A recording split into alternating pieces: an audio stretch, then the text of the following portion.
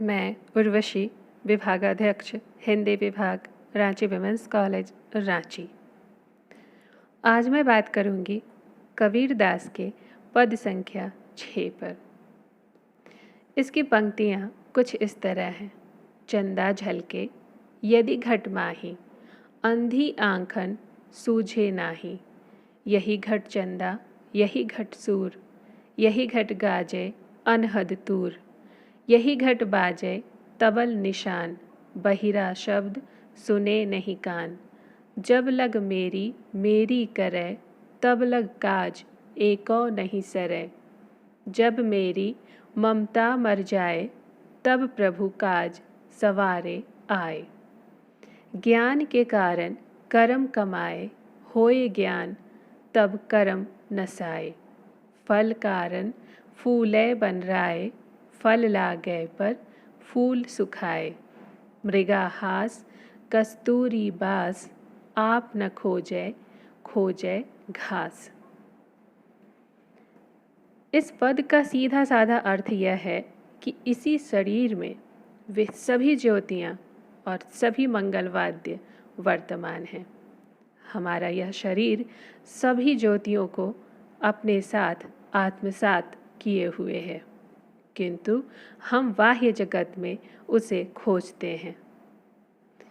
इसी शरीर में वह विश्वव्यापी अनहद ध्वनि भी है, परंतु हमारे भीतर की आँखें, हमारे भीतर के कान उस ध्वनि को देख नहीं सकते, सुन नहीं सकते। हम उस ज्योति को पहचान नहीं सकते। जब तक ममता बनी रहती है, यानी मोह माया बनी रहती है, तब तक कोई काम नहीं निकलता, यानी ईश्वर से मिल नहीं सकते। पर ममता के नष्ट होते ही, मोह माया के नष्ट होते ही ईश्वर सहायता करते हैं और हमारे बिगड़े काम बन जाते हैं। ज्ञान होता है जब हमें ईश्वर का, तो हमारे कर्म के बंधन नष्ट हो जाते हैं। जिस तरह से फल के आने पर फूल सूख जाता है, पर जिस प्रकार फल के लिए ही वृक्ष फूलता है, उसी प्रकार ज्ञान के लिए ही साधक कर्म किए जाता है। वह उदाहरण से समझाते हैं कि जिस तरह कस्तूरी मृग के पास कस्तूरी होती है, लेकिन वह उसे स्वयं में नहीं तलाश करता, वह उसे वन में घास में खोजता है। ठीक इसी तरह मनुष्य के भीतर ही परम सत्य वर्तमान है, पर अज्ञान के कारण मनुष्य विषयों के पीछे पीछे भागता फिरता है, मोह माया के पीछे भागता है।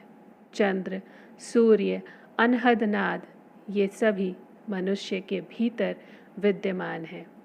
कबीरदास जैसे निर्गुण मार्गी संत कहते हैं कि जो कुछ भी ब्रह्मांड में है वही पिंड में है। घट का अर्थ पिंड या शरीर है। कुछ जगहों पर इस पद में कुछ और पंक्तियां भी हैं। जब मेरी ममता पंक्ति के बाद यह पंक्तियां मिलती हैं।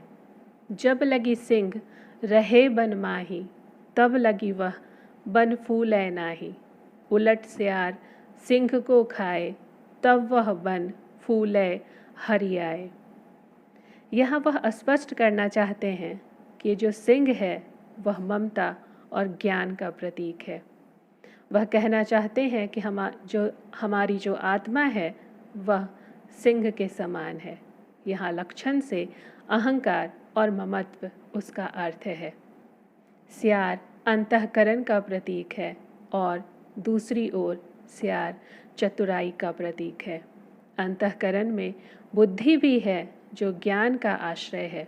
इस तरह यहाँ भाव यह है कि जब तक इस मन में अहंकार रूपी सिंह है, तब तक वह सूखा रहता है, लेकिन जैसे ही इस अंतर्मन में ज्ञान का उदय होता है, तो वह अहंकार नष्ट हो जाता है और तभी मन और हमारा शरीर सफलता को प्राप्त करता है, अपना अभिष्ट यानी ईश्वर को पाता है।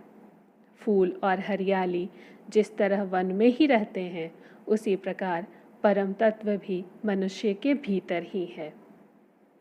कबीरदास के कुछ अन्य पद भी इस अर्थ से मिलते जुलते हैं। जैसे पद संख्या 1 में वह कहते हैं, मोह को कहाँ ढूंढे बंदे, मैं तो तेरे पास में, ना मैं देवल ना मैं मस्जिद, ना कावे कैलाश में, ना तो कौनो क्रिया कर्म में, नहीं योग वैराग्य में। इसी तरह कबीर के अनेक पदों में यही बात हमें